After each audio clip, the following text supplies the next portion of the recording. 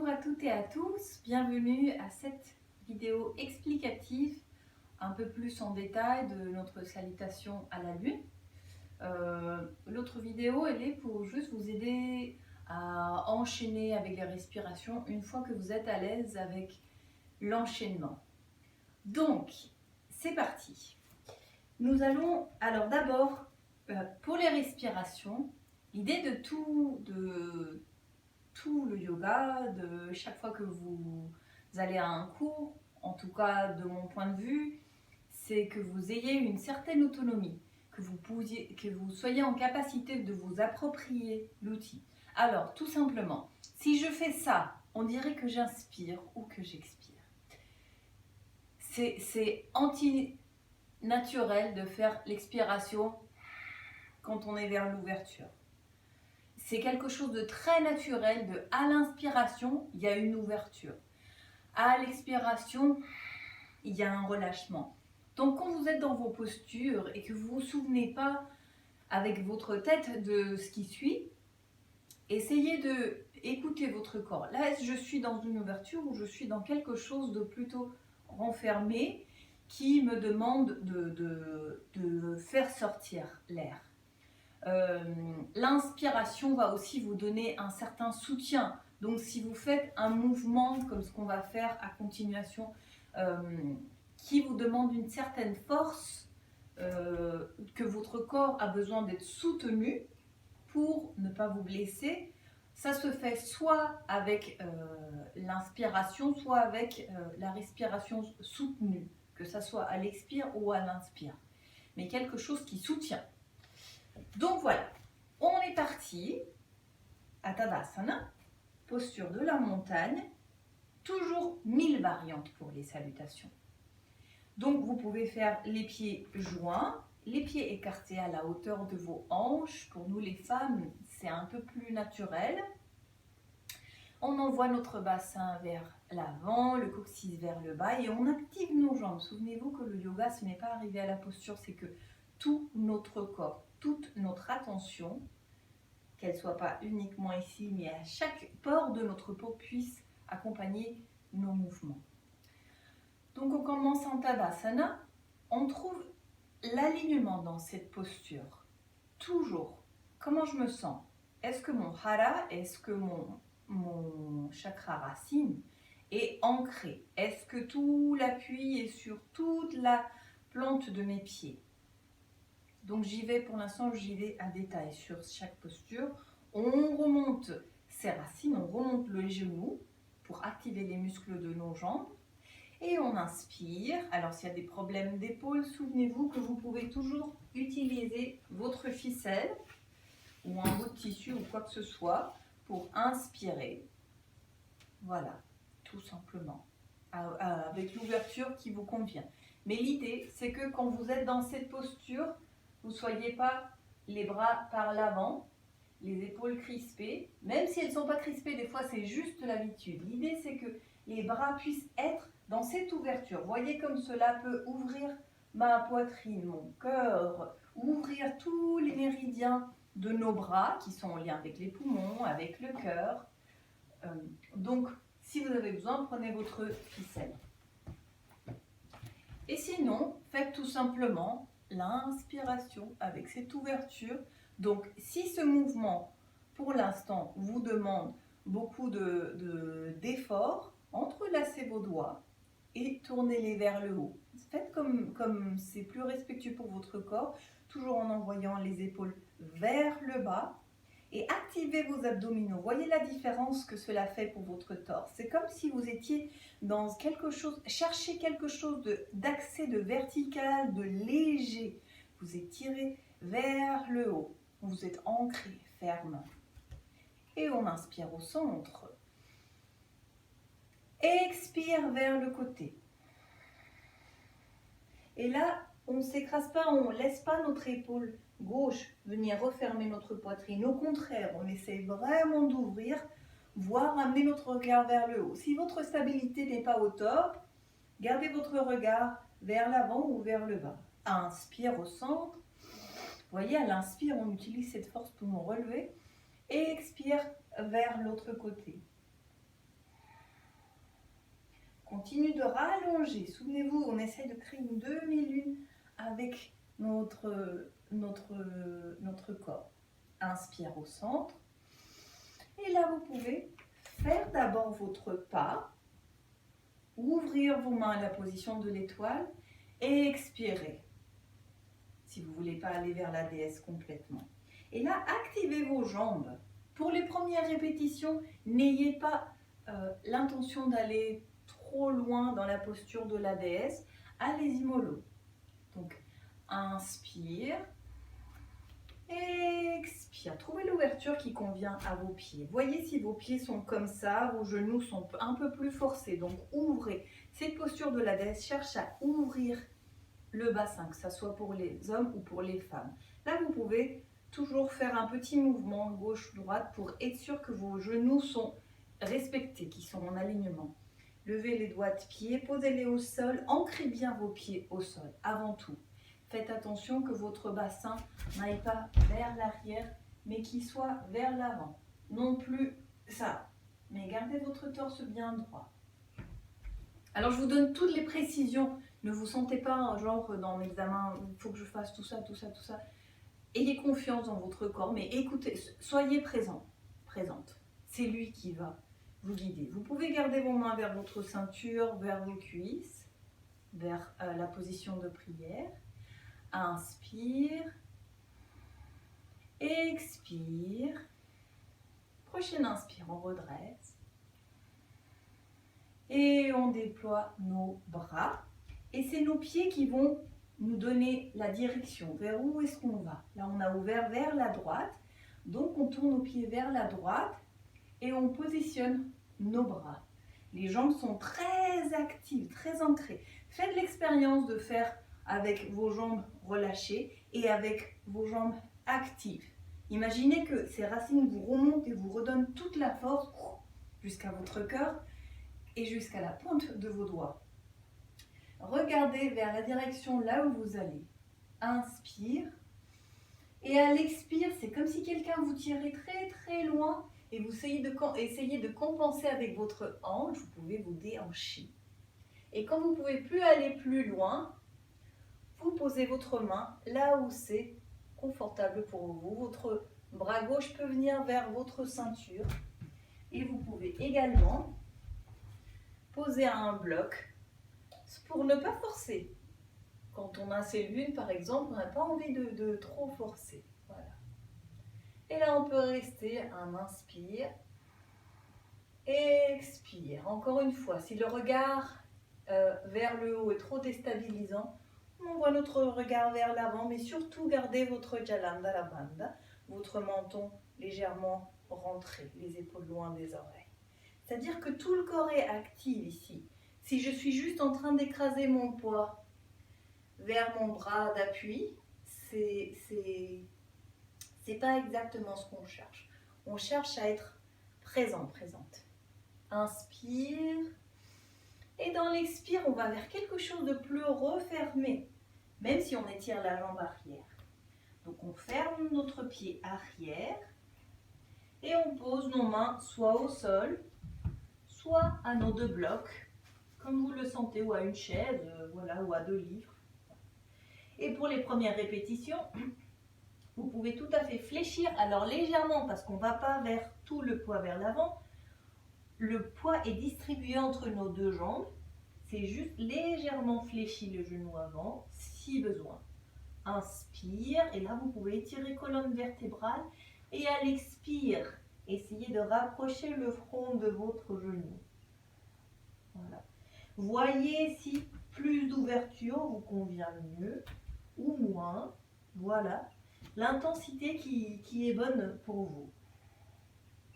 Voyez ici si vous engagez vos abdos, qu'est-ce qui se passe? Inspire.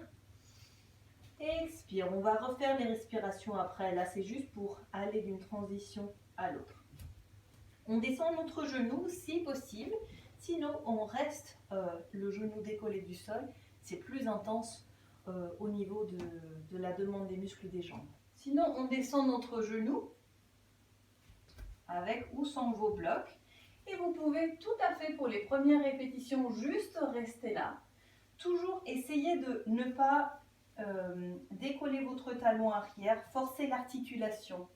Essayez d'avoir un angle, là vous êtes sûr de ne pas vous faire mal, c'est 90 degrés, ok? Tout le poids est vers la jambe d'avant. Ne faites pas ça. Ne faites pas ça. Des fois, quand on lève nos bras, on a parfois une petite appréhension par rapport à laisser notre poids dans le vide quelque part. Donc, si c'est le cas, je préfère que vous gardiez vos mains au sol à que vous fassiez ça. Faisiez ça. Bah, bon, bref, je sais pas.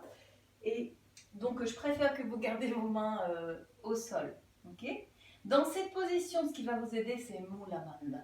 Mula Bandha va vous aider à maintenir votre corps soutenu.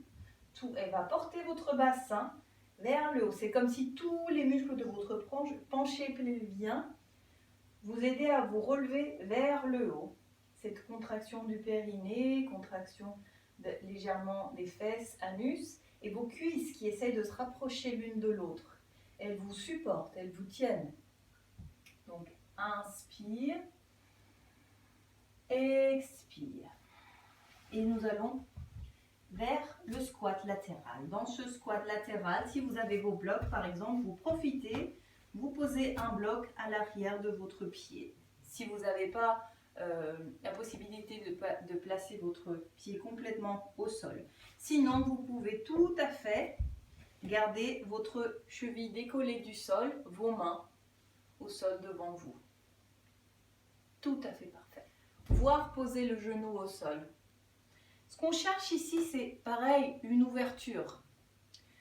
Inspire, expire.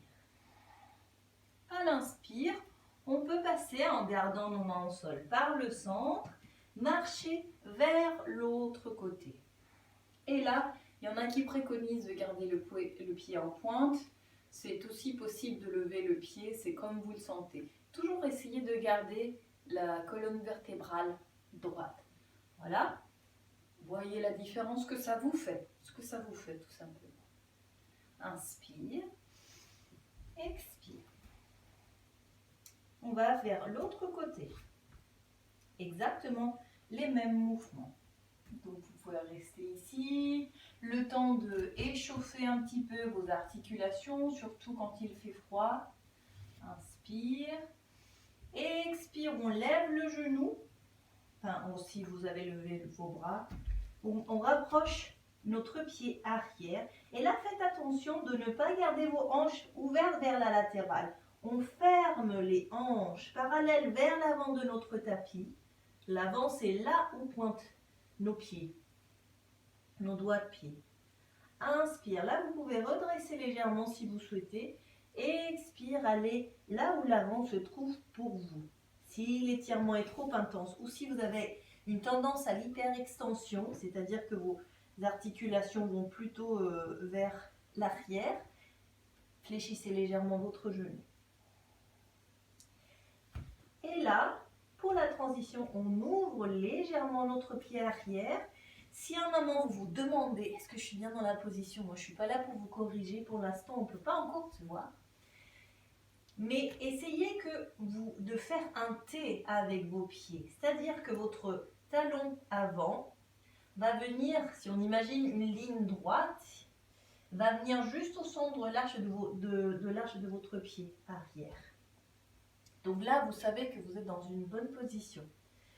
Et donc, par exemple, si là j'ai besoin d'un peu de soutien, je ne me sens pas très stable dans cette position, imaginez que votre force, elle va venir d'ici. Elle ne va pas venir de vos bras. Faites vraiment la différence là-dessus. Ancrez bien vos jambes et vraiment utilisez la force, l'adhérence de vos pieds au sol pour vous donner de l'ancrage, de la stabilité. Engagez vos jambes. Appliquez votre hara et là vous pouvez venir vers l'ouverture. Alors pareil, dans cette position, plutôt que de rester penché, fermé vers l'avant, je préfère que vous montez légèrement, même si votre main ne touche pas le sol, que vous montiez, alors jamais sur votre genou, soit en dessous, soit au-dessus, même sur votre ceinture si vous le souhaitez. Et là, on est dans une seule ligne. Et vous voyez ce qui se passe si vous activez vos jambes, si vous activez votre jambe arrière, votre jambe avant, si vous cherchez la prolongation de colonne vertébrale pour rentrer le menton. Bien sûr, on fait peut-être pas tout dans la première fois, mais vous avez tous les tips maintenant. À l'inspire, on remonte. Expire. On redresse nos pieds pour aller vers la position de déesse. Inspire. Expire. Donc encore une fois, les bras peuvent être dans la position que vous avez choisie. Cherchez, voyez, explorez. Faites votre petit genou à gauche et à droite pour être sûr qu'il n'y a pas de douleur. Inspire. Vous pouvez redresser, raligner vos pieds. Expire, on ferme. Si nous venons de faire le dernier côté qu'on a fait, c'est le côté gauche, et bien nous allons fermer avec la jambe gauche, si jamais ça vous aide, mnémotechnique. Donc on va le faire vers l'autre côté, un peu de manière un tout petit peu plus fluide, plus lente aussi que sur la vidéo, d'accord? On commence, trouvez votre centre. Imaginez toujours cette ligne centrale. Inspire, on ouvre grand nos bras ou avec notre ficelle, on lève nos bras. Expire, on grandit vers le côté, vers là où on va. C'est comme si on lui disait bonjour. Inspire, on grandit. Expire, voyez, si vous avez engagé vos jambes, vos pieds sont ancrés. Inspire. Dans l'expire, on fait un grand pas. Je prépare mes pieds. Et j'expire vers la position de la déesse. Là, je vois si mes genoux sont assez échauffés, si je n'ai pas de douleur, peut-être que je peux approfondir ou pas. Rentrer un petit peu plus les talons ou pas. Inspire, grandis. Je prépare et je peux expirer sur place. Je prends le temps de vérifier ma position. Inspire. Expire, je vais loin vers l'avant. Et je me positionne là où mon bras correspond aujourd'hui. Si je vois que je suis trop forcée, trop refermée, ma hanche se referme, je remonte d'un cran. Inspire sur place. Expire et on se retourne. Et on rapproche, on referme, on éloigne. Comme vous voyez, votre jambe arrière. Inspire. Je peux redresser légèrement le temps de raligner mes hanches et refermer. Expire. Je me laisse aller vers l'avant. Inspire. Expire. Je prépare ma transition et j'atterris en douceur vers la position de fente. Je prépare Mula Bandha. Et là, je peux inspirer, envoyer mes deux bras vers le haut, créer cette demi-lune, ou bien les bras par le bas, ouverture. Expire, je reviens vers l'avant. Vous voyez, à l'inspire, on ouvre. À l'expire, on referme. Transition. Inspire. Expire, je reste dans la position. Inspire. Je vais par le centre. Expire, je reste dans la position. J'arrive à la position, pardon. Inspire. Expire, transition. Alors dans cette position, ça aide beaucoup de lever légèrement votre bassin pour retourner votre hanche. Inspire, vous pouvez inspirer sur place. Inspire, vous pouvez également lever vos bras ou les ouvrir. Expire.